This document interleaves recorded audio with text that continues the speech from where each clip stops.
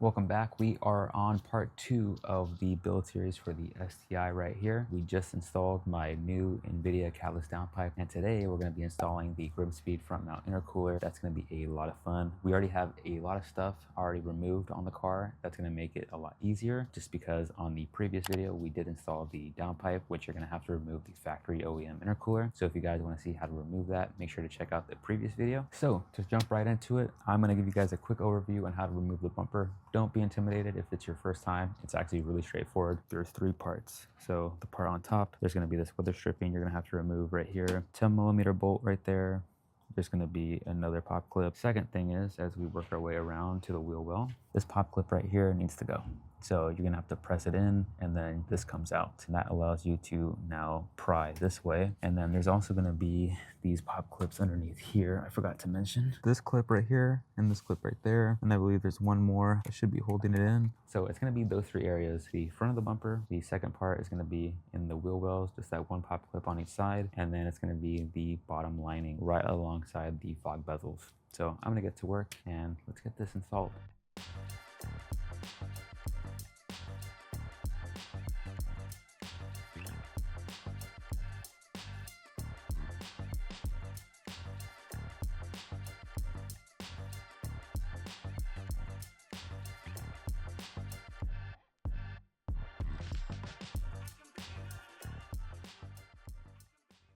So you're gonna have to remove those. It's very similar to the ones we just removed off the weather stripping for the bumper on top. So use a flathead, pry it out, and drop it down, because you're gonna need to do the same for this side and the passenger side.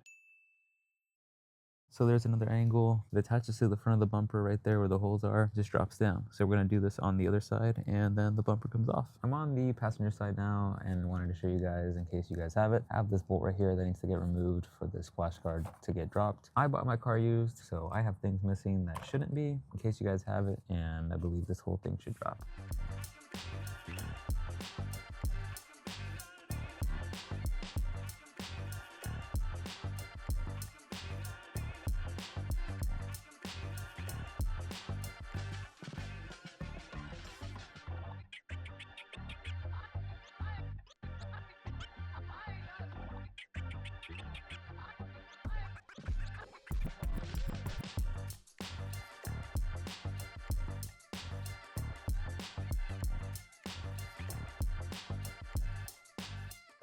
The next step would be to remove the crash beam right here. It's held on by those 2 bolts, and right there, I believe they're 12mm, and they're found on both sides. This red wire I'm gonna have to move. It's my diodynamic wiring for the sea light that I have installed on my headlights. So far, we have the crash beam removed. This whole segment is now gone, and we are just about ready to mount the front mount. Now, just a disclaimer. So in the GrimmSpeed video that I had seen, you're gonna need to rotate this 180 degrees, reuse that same bolt. Now, my horn was down here, like I said. My car didn't come as it should, I guess you could say. So the horn should be here. For some reason it's down there. I just disconnected it because it's not gonna fit. You're also gonna need to remove this 12mm bolt there. This piece of metal right here, this needs to get removed. 2 14mm bolts here, 2 14mm in the back over there. And to do that, you need to remove this. This is the windshield washer reservoir.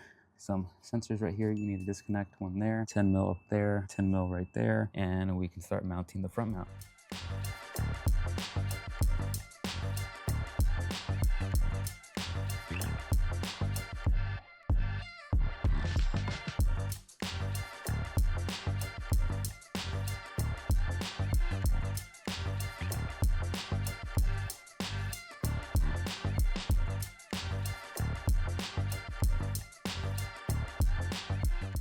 Now, we were sitting here wondering why you can't remove this, and in between the fender liner, right there, that's where the screw is. That's gonna need to get removed.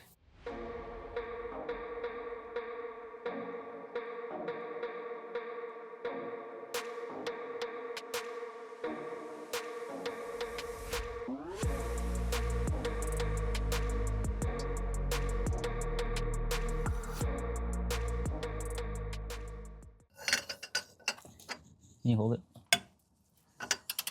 Move me up. Damn. Yeah, these things are not meant to come off.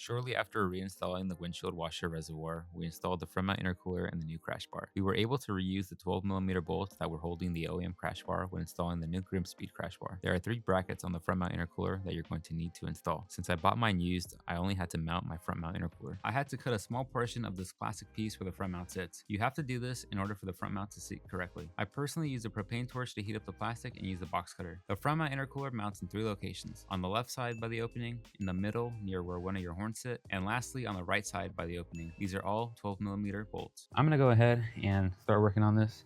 I'm hoping to have this completely installed tonight.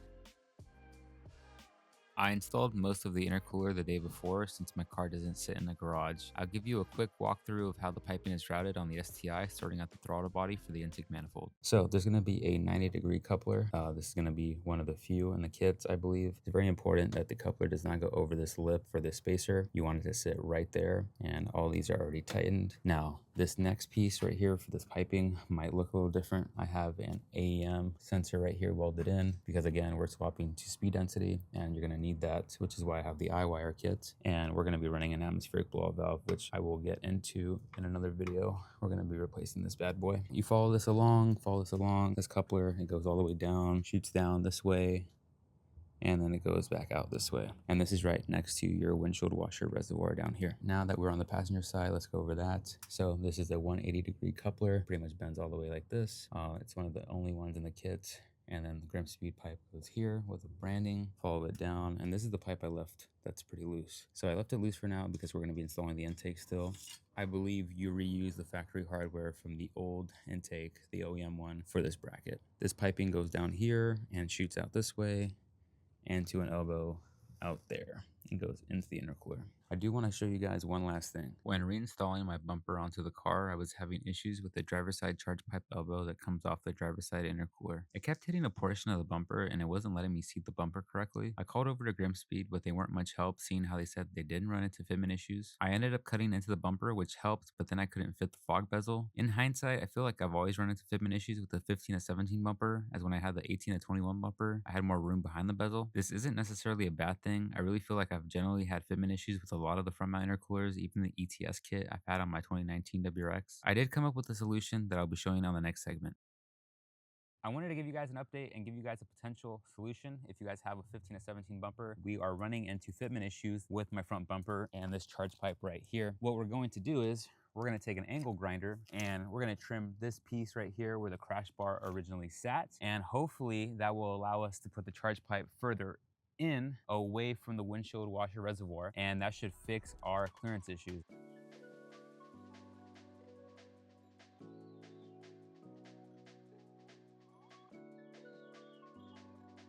Very happy with this, and hopefully, like I said, this resolves the issue. Yeah, look, even more clearance on the actual tank. So overall, I think we're all squared away. So the next video I'm going to start filming right after this is going to be the GrimmSpeed intake, which is going to wrap up the front mount intercooler install. So make sure you guys check out part 3. So let me know what you guys think about the video, leave a comment, all that good stuff, and I'll catch you guys in part 3.